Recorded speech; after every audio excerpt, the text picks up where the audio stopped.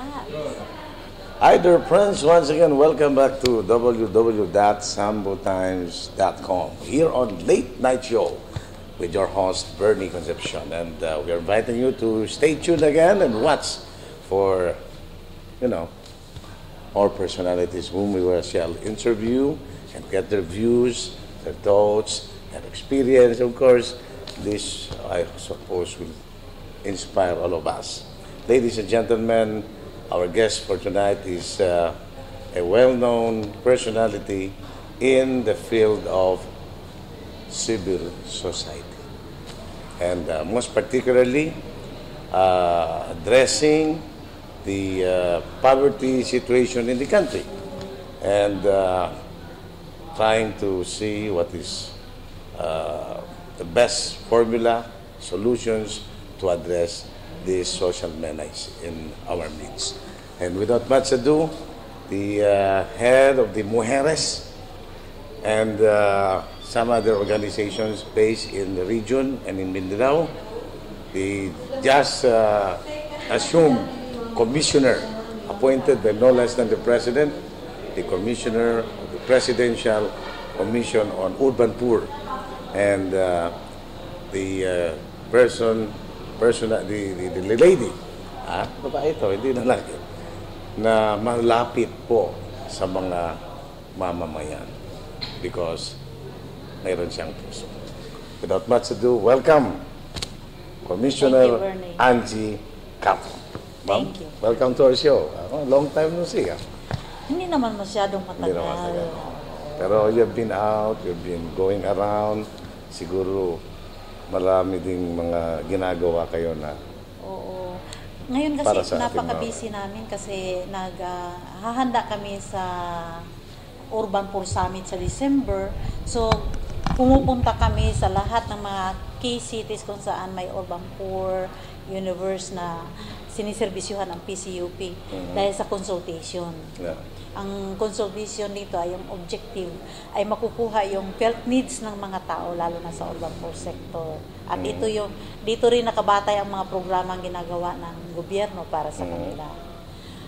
Recently, yung presidente natin si Pinoy ay pumirma ng Executive Order 69 expanding the mandate of PCUP kasi yung talagang papel ng PCUP ay masyadong napakalimitado ng as parang coordinative body lang siya na ililink mo yung mga people's organization to the government so that they can access what is available service delivery from the government.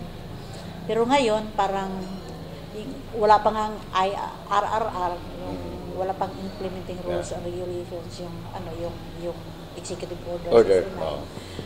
Excited kami dahil lumawak yung aming mandate, no? Hindi lang para mag-coordinate, kung hindi siguro pwedeng palakihin pa, paigtingin pa namin yung serbisyo na gusto namin dahil mas alam namin kung ano ang kailangan ng mga tao dahil kami ay nanggagaling din sa urban poor. So, yun na yung Ngayon, dahil natanong mo ako kanina kung anong ginagawa ko dito, ay dahil nga kasama doon sa serbisyo ng mandate ng PCUP ang pag-strengthen ng coordination between different line agencies, no? Andito ako kasama namin yung National Anti-Poverty Commission ay meron silang summing up of recently kinandak na mga local poverty reduction planning sa mga municipalities. Okay. Kasi mayroon silang 609 identified na ay prioritize ng mga municipalities na kung saan mataas yung incidence ng poverty. 609 throughout the country ito? Oo, throughout the countries. Di lang ako updated kung ilang talaga ang sa Mindanao, pero dito sa atin, Sibugay Province, merong 11 municipalities, tapos Sambo Norte 15. Okay. So yung Pulo, hindi ko masyado including yung Arm Region, Arm Region, kasama sila. So napakagandang programa at tayo yung kauna-unahang bansa sa Asia Pacific na nag-introduce ng ganitong mekanismo na bottom up planning, yung manggagaling sa mga tao, yung talagang pagpaplano. Bago yan, yung methodology dito hindi pa ginagamit ng mga nakakaraang style ng mga governance, no? Kasi yung talagang hindi papayag ang gobyerno, hindi ka susunod sa process kung saan mayroong partisipasyon yung basic sector. Yung urban poor, kung nasa siyudad ka, farmers, NGO, women, youth, fisherfolk, lahat ng mga basic sector na present sa area kung saan na-identify, Involved sila. kailangan mong imbitahin. Kailangan ng municipality imbitahin. Kasama sa planning, sa kasama consultation. kasama talaga sa planning. At mayroong 4 na signatories na nandoon dapat sa kanila. Mayroong dito nga, pag natapos yung proposal ng municipality, dapat nakapirma isang NGO, isang parent leader na recipient ng for peace project ng DSWD, at isang galing sa PO, no, yung isang sa women, yung mga ganong tipo. So, hindi ka basta basta na lang magplano ka tapos i-submit mo, pwede nang hintayin kung ano So aprobahan. this is a new strategy under the administration of President Pinoy, Pinoy, no? oo. So, ano ang kaiba nito? Anong kaiba? Dahil sa yung process of consultation and planning. Kasi noon we tried that also. Yung bottoms may S sa dulo, bottoms up. Ano ba?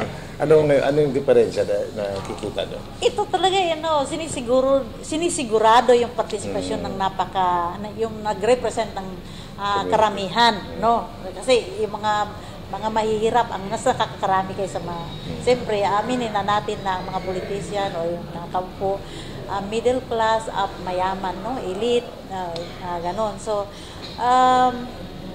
pangalawa, participative method nag-strengthen ng democratization ng ating processes, yung di ba, no? Parang ang pinaplano mo dapat yung kinakailangan ng mga pinagplanuhan mo. Ayan. At hindi mo magagawa yun kung hindi nanggagaling doon sa mga taong makikinabang nito. Kasi sila yung may alam anong kailangan namin. Kung hihingi kami ng livelihood na para dito sa pangingisda, hindi mo kailangang bigyan mo kami ng grass cutter. No, di ba? May mga ganong tipo. Kasi taxpayer din, to some extent, kahit mahihirap, taxpayers din ang mga yon. Kasi sa pagkain na bibilhin, mayroon ng tax, may VAT.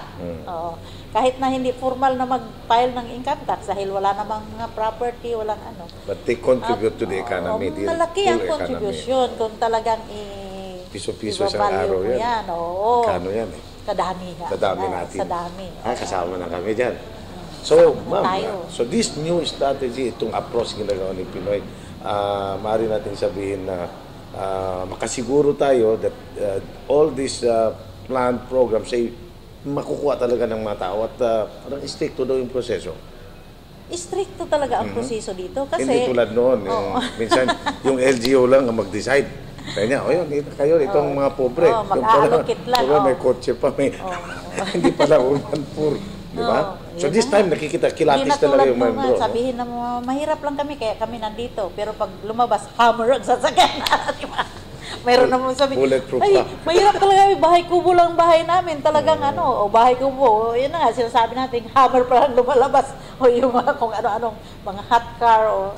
Alam mo na, dito, talaga sa proseso na to, parang hindi mo man mawala yung corruption, ma-minimize mo talagang tudo-tudo ang corruption. Kasi, yung mga tao, i-empower mo sila na magkaroon ng check and balance doon sa paggamit ng pera ng munisipyo, no? Yung IRA, magagamit yun.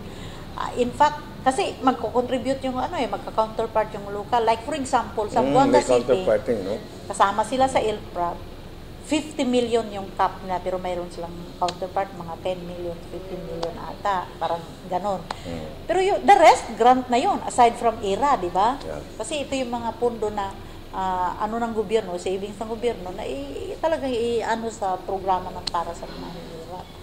So, hindi na ngayon katulad ng, sige, may allocation ng municipality na X, ganon. Ito yung, aside from your IRA, ito pa yung secretary's fund, ito pa yung mga savings natin na pwede nyo mag-submit kayo, parang ganon, hindi na.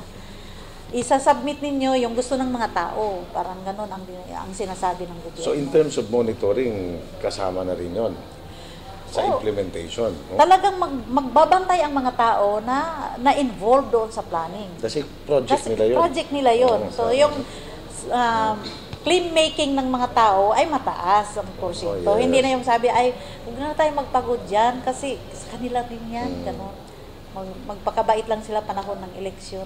May mga ganon, di ba? Ano? So sabi So they can really say Oo, that kasi- this is our own talagang atin ito. So pantayan natin to. Oo, pwede nilang may pagmalaki. So, talagang mag-monitor sila, aabangan nila.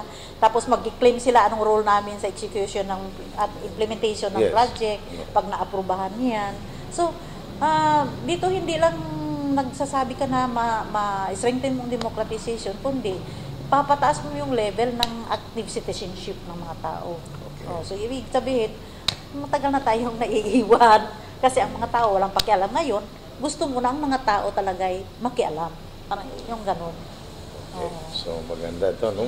Ma'am, you mentioned about itong ibang aspect ng community, for example, human rights, rights of women and children, health, lahat ito, no? All aspects. Tatanungin ko kung paano na yung ginagawa ng NAPS ngayon, ng Presidential Commission on Urban Poor, kung gaano ka-extend yung ano natin. We'll be right back, friends, with Ma'am Angie Cato, our Commissioner of the Presidential Commission on Urban Poor. We'll be right back.